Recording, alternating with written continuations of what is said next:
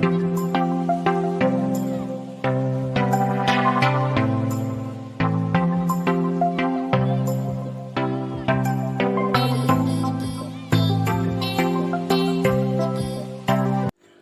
kasih sudah klik video ini, tapi jangan lupa guys, klik tombol subscribe karena subscribe itu gratis.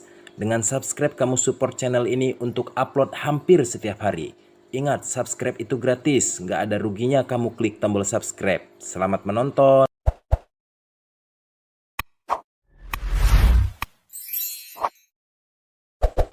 Assalamualaikum warahmatullahi wabarakatuh. Halo sobat semuanya.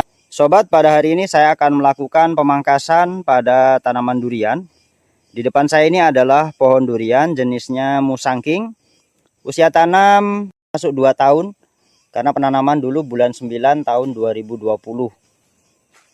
Pupuknya 90% organik. Pernah saya berikan pupuk anorganik yakni NPK hanya 1 genggam saja sobat. Selain itu hanya kompos daun-daunan dan juga kohe kambing ataupun kohe sapi. Sobat bisa melakukan pemupukan terlebih dahulu baru dipangkas atau dipangkas dulu baru dipupuk. Menurut saya sama saja sobat ya. Yang penting di bawah itu jangan sampai kehabisan makanan pohonnya. Nah, sebelum kita lakukan pemangkasan, kita harus pahami dulu bahwasanya tanaman durian itu buahnya bukan di ujung. Tidak seperti alpukat, mangga, kelengkeng, bukan. Tetapi buah durian itu menggantung pada cabangnya sobat. Yakni di cabang-cabang sekunder maupun tersiernya. Nah ini sobat, kita anggap ini batang primer ya.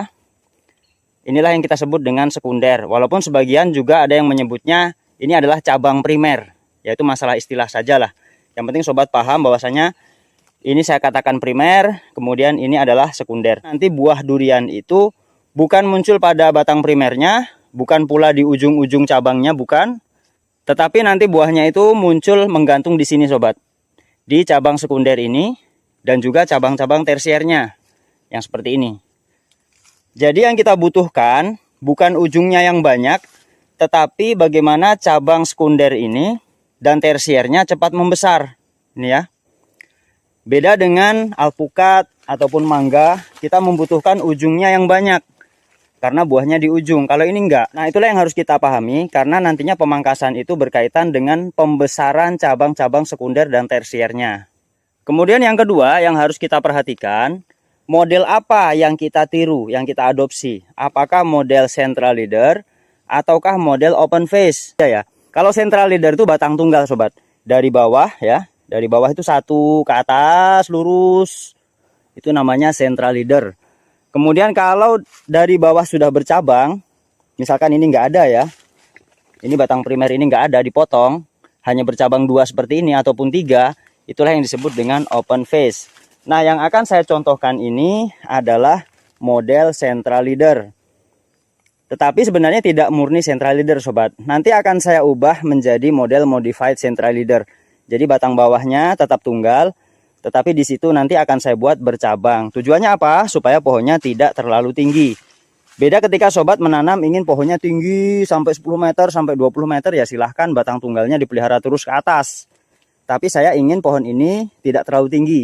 Makanya saya menggunakan model modified central leader.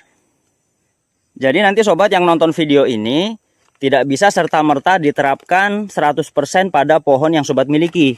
Sobat harus lihat dulu bagaimana model pohon yang sobat punya ya. Kalau modelnya seperti ini sama ya sobat bisa tiru cara ini.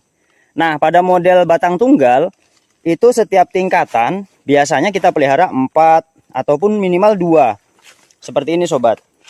Ini ya setiap tingkatan. Ini tingkat pertama hanya muncul 2 cabang saja kanan kiri. Seharusnya di sini 4 sobat, tapi dulu nggak muncul, nggak apa-apa. Nggak jadi masalah 2 ini. Nanti kita perbanyak di sini sobat. Kita buat bercabang 2 lagi. Ini tingkat yang pertama, kemudian di atasnya lagi setelah kurang lebih 60 cm ataupun 70 cm, itu ada tingkatan kedua. Ini kita sebut tingkatan kedua sobat. Nah, kenapa saya bahas tingkatan dulu? Karena ketika sudah ada 4 arah, ya misalkan ini 1, 2, 3 dan di belakang itu ada 4, maka selain 4 itulah yang kita pruning.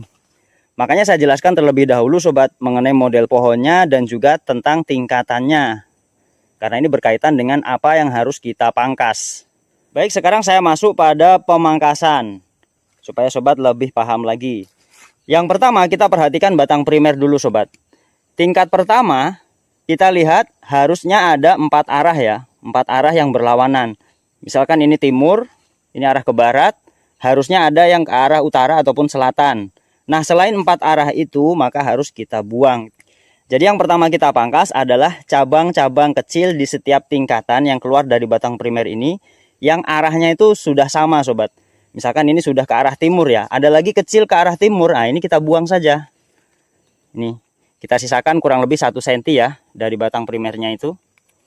Nanti ini akan mengering dan patah. Enggak ada lagi. Kita pindah pada tingkatan yang kedua. Di tingkatan yang kedua ini kita cek.